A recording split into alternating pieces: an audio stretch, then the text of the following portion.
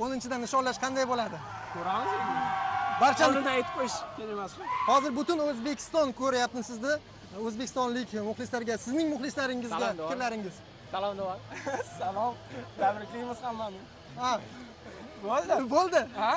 Bo'ldi, hozir yig'lavoradi aka. Tabriklaymiz, zo'r o'yin. Rahmat, rahmat.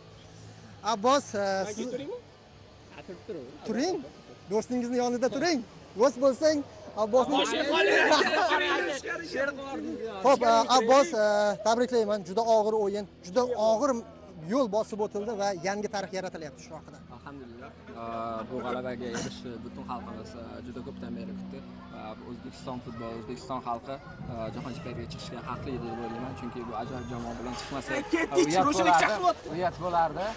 Xudoga shukr, bu uddaladik. Alloh bersin.